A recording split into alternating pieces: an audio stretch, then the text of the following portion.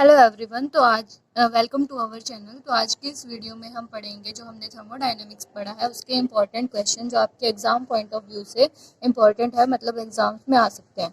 तो हमारा first question है, what are limitation of first law of thermodynamics and why there is need of second law of thermodynamics.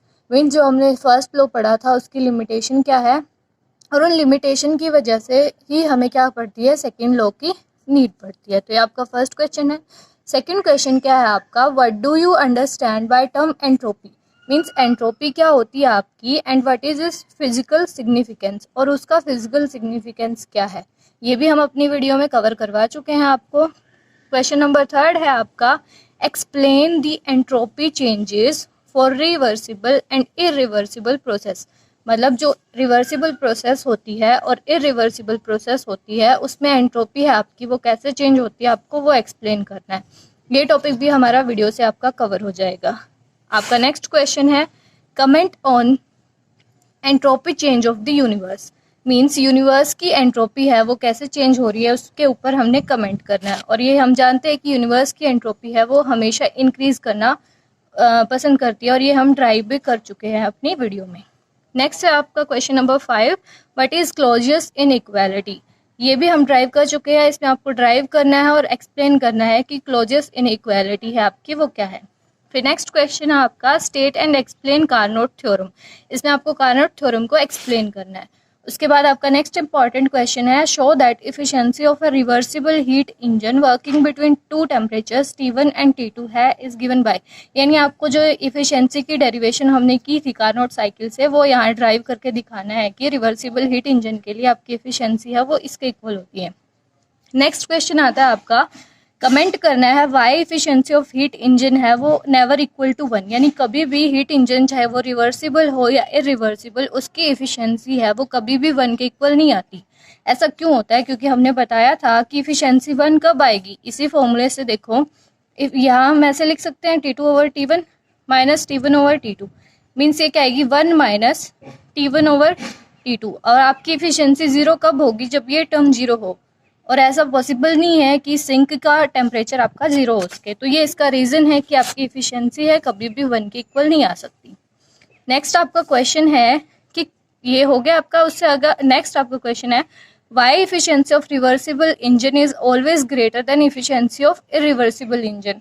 ये भी हम आपको बता चुके हैं, क्योंकि जो आपका इफिशिएंसी होती है उसका दूसरा फॉर्मूला क्या होता है आपका, नीटा इक्वल टू W/Q2। W क्या होता है आपका, वर्क डन।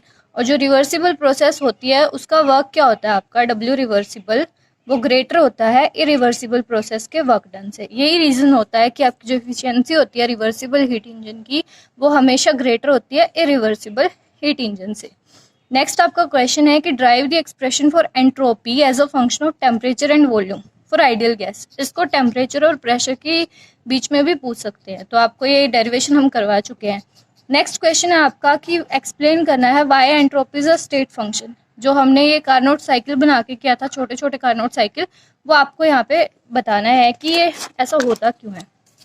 नेक्स्ट है आपका question, what is cyclic process. की साइक्लिक प्रोसेस क्या होती है आपकी, ये भी हम एक्सप्लेन कर चुके हैं। नेक्स्ट आपका, drive entropy change for ideal gas in isothermal, isobaric and isochoric process. Isothermal क्या होती है आपकी, जिसमें टेम्परेचर कांस्टेंट रहता है, बारिक में आपका प्रेशर कांस्टेंट रहता है, कोरिक में आपकी वॉल्यूम कांस्टेंट रहती है। तो इन प्रोसेस में आपकी एंट्रोपी कैसे चेंज होती है आइडियल गैस के लिए, वो आपको एक्सप्लेन करना है। नेक्स्ट आपके कुछ न्यूमेरिकल्स जो इंपॉर्टेंट है। तो फर्स्ट न्यूमेरिकल आपका कि कैलकुलेट करनी है efficiency of a heat engine जो वर्क कर रहा है between 200 kelvin and 100 kelvin temperature के ऊपर। अब हमने बताया था कि इफिशिएंसी होती है आपका, उसका फॉर्मूला ये होता है, जहाँ पे T2 था आपका वो सोर्स का टेम्परेचर था, T1 है वो सिंक का टेम्परेचर था, और T2 है आपका T1 से ज़्यादा था। तो जो ज़्यादा वाला टेम्परेचर है उसको T2 पुट कर दो, कम वाले टेम्परेचर को T1 पुट कर दो, फॉर्मूले में रखो, सॉल्व करके आपकी एफिशिएंसी आ गई। अगर परसेंटेज निकालेंगे तो इसको 100 से मल्टीप्लाई करो तो आपकी परसेंटेज क्या आ गई, 80%। ठीक है। नेक्स्ट है आपका फॉर्मूला, न्यूमेरिकल की कैलकुलेट नीटा यानी efficiency of reversible Carnot engine working between 100 kelvin and 500 kelvin and also calculate maximum work obtain in joules. यानी आपको वर्क निकालना है जूल के अंदर जो मैक्सिमम आपको ऑब्टेन हुआ है इस इंजन से जिसने हीट एब्जॉर्ब की है 1 kilo joule of heat at a higher temperature के ऊपर। ठीक है, तो इफिशियंसी का फॉर्मूला हमने अभी ऊपर देखा है, सेम वही अप्लाई कर सकते हो आप। जो हायर टेम्परेचर है उसको T2 पुट करोगे, लोअर टेम्परेचर को T1 पुट करोगे, तो आपको फॉर्मूले में पुट करोगे ये वाले में T2 minus T1 over T2, तो आपकी इफिशियंसी यहाँ से आ गई ये वाली। अब हमने एक और फॉर्मूला देखा था इफिशियंसी का, वो क्या होता था, W ओवर Q2 के इक्वल, जहाँ W क्या आपका मैक्सिमम वर्क डन, Q2 क्या है जो हीट एब्जॉर्ब की थी हायर टेम्परेचर पे, और वो हमें किसके इक्वल गिवन है, 1 किलो जूल के इक्वल। तो यहाँ से हम W को निकालना है, तो W किसके इक्वल आ गया इस इक्वेशन से, ईटा इंटू Q2। ईटा की वैल्यू अपने पास है, Q2 की वैल्यू अपने पास है, पुट कर देंगे तो ये आ गई किलो जूल के अंदर। अब हमें निकालनी किस में थी, जूल्स में, तो किलो जूल किसके इक्वल होती है आपकी 10⁻³ जूल के इक्वल। तो इसको क्या लिख सकते हो, 0.8 इंटू 10⁻³ जूल्स। तो ये आपका आंसर आ गया। फिजिकल केमिस्ट्री में यूनिट्स बहुत इंपॉर्टेंट होती है, तो यूनिट्स का ध्यान रखना आप। नेक्स्ट क्वेश्चन है अपना, calculate the entropy change when 2 moles of an ideal gas expand कर रही है reversibly from initial volume 1 litre to final volume 10 litre at 298 kelvin temperature. जानते हैं एंट्रोपी चेंज में आपका फॉर्मूला क्या था, del S equal to CV in log T2 over T1 plus R in log V2 over V1। हम ये formula क्यों लगा रहे हैं टेम्परेचर और वॉल्यूम का, क्योंकि हमने हमारे न्यूमेरिकल में टेम्परेचर एंड वॉल्यूम की कंडीशन हमें गिवन है। फिर उन्होंने बोला है कि ये प्रोसेस है वो 298 केल्विन के ऊपर हो रही है, इट मीन्स टेम्परेचर है आपका वो 298 केल्विन है और वो फिक्स है। यानी अगर टेम्परेचर कांस्टेंट है तो आपकी प्रोसेस कौन सी होगी, आइसोथर्मल प्रोसेस। आइसोथर्मल प्रोसेस है यानी T1 है वो क्या होगा, T2 के इक्वल। तो यहाँ पुट करेंगे इन लोग T2 ओवर T1, सिंस ये दोनों इक्वल है तो कैंसिल होकर यहाँ 1 आ जाएगा, और इन लोग 1 आपका किसके इक्वल होता है, 0। तो ये चीज़ आप इस टर्म में यूज़ करोगे तो आपका ये फॉर्मूला निकल के आया। ये आपका 1 मोल है के लिए है, और हमें n मोल्स के लिए निकालना हो तो हम n से मल्टीप्लाई कर देंगे। फिर हमारा होता है, आपने मैथ्स में पढ़ा होगा कि इन लोग है वो किसके इक्वल होता है, 2.303 लोग के इक्वल होता है। तो यहाँ पुट करेंगे डेल एस इक्वल टू, ये आपका ओवरऑल फॉर्मूला आ गया जिसको हमें अप्लाई करना है। ठीक है, अब हमारी न्यूमेरिकल में कंडीशन गिवन है, n है यानी मोल्स है वो 2 मोल्स है, R है वो आपका 8.314 जूल, ये कांस्टेंट होता है, इसकी वैल्यू क्या है 8.314 जूल पर केल्विन पर मोल, और V2 आपकी 10 लीटर है यानी फाइनल वॉल्यूम, और V1 है आपकी 1 लीटर है यानी इनिशियल वॉल्यूम।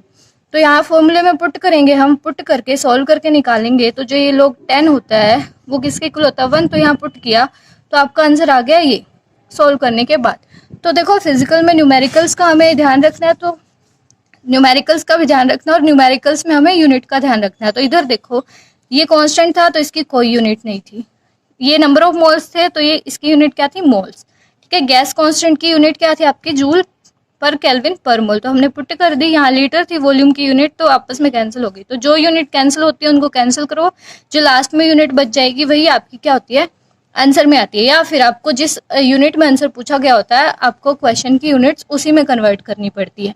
अगर आप यूनिट कन्वर्जन पे एक वीडियो चाहते हो तो प्लीज़ हमें कमेंट सेक्शन में कमेंट करके बताना। Thank you for watching.